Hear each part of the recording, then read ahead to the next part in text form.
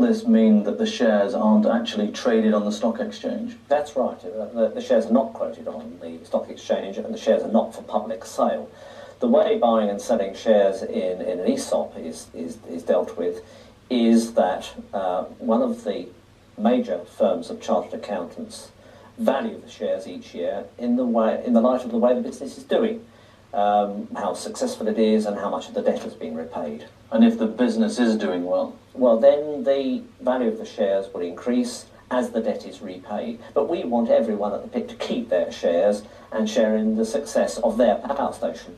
But if people do want to sell, how do they actually go about it? All shares that are sold have to be sold back to the trust, and then other people at the pit can buy them back from the trust. Now, what about people who are actually leaving the pit for different jobs? What happens? Can they keep the shares? Well, if they leave voluntarily, they will have to sell their shares back to the trust, but they will not have to sell them if they retire, or they're made redundant, or if they die. What dividends will be paid?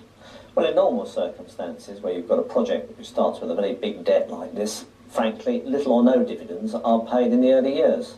So perhaps it's not such a good deal after all.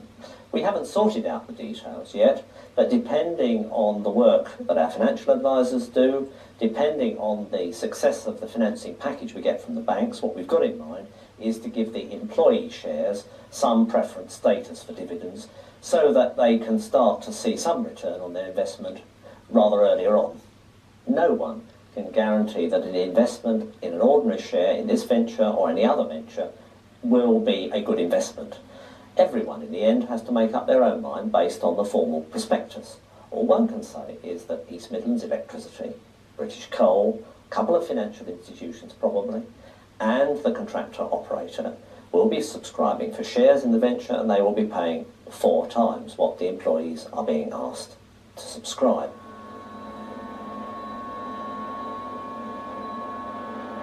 A similar offer is being made to all the unions who negotiate for the Bilsthorpe workforce.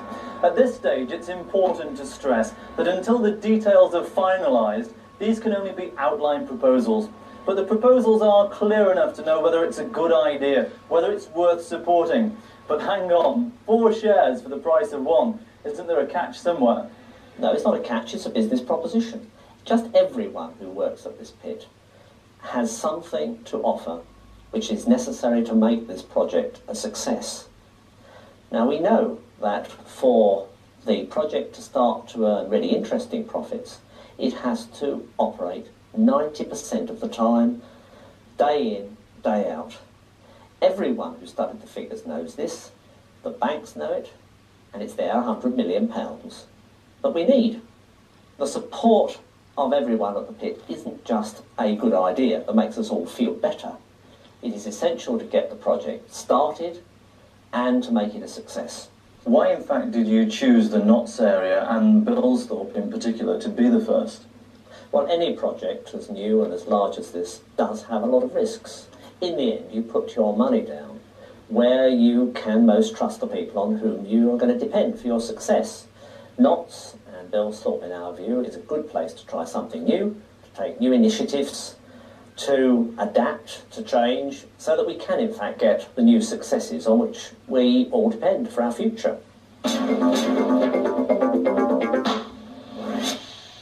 Malcolm Edwards, his colleagues in British Coal, East Midlands Electricity and all the professional advisors still have a long way to go to pull all the pieces of this vast project together.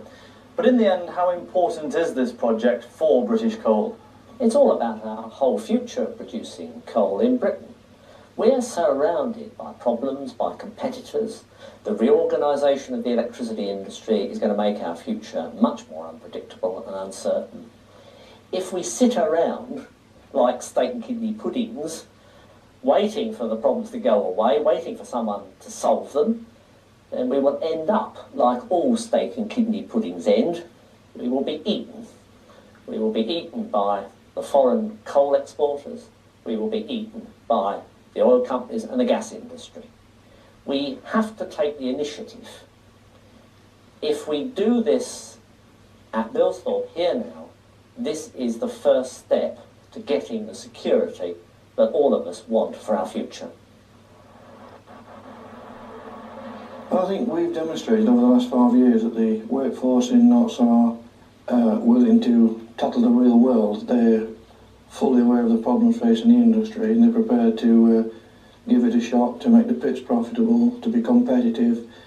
And I believe the union's demonstrated its ability to think forward and plan forward. Well, it really is an exciting new idea, and it's exciting to see it working out.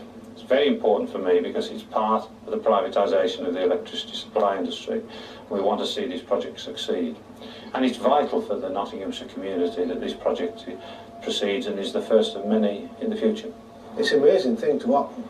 Here we are, one of 90 pits in the country, and we've been chosen to get the first small power station that's going to be built in this country. Bilsthorpe Colliery is a stable colliery. It's predictable. The workforce at Bilsthorpe can take the responsibility to carry this project through to the future. It's vital for the future of pits and to the future of the industry. It's our declared aim that we want a share of the profits that are generated by the industry, and it's our intention to get a share. This is the first opportunity that we've had to be involved. I think it's an indication of how the country, the electricity generators, the banks and the board feel about the Notts miners, and it's a definite step forward, and it's a sign of the future. Every one of us who spent our lives working in the coal industry know that if all of us in British Coal, the board, the unions, the men, the management, get together and develop the techniques, adapt and change so that we can make coal power at Bilsthorpe a success, then we will shake ourselves free. We will beat off the competition. We will get the security that all of us need, and we will get a share of the profit from our own venture into our own pockets. No mine has a secure future, none whatsoever, and this goes a hell of a long way to giving us a secure future. Jobs now, and jobs for the next generation of Bilsthorpe miners.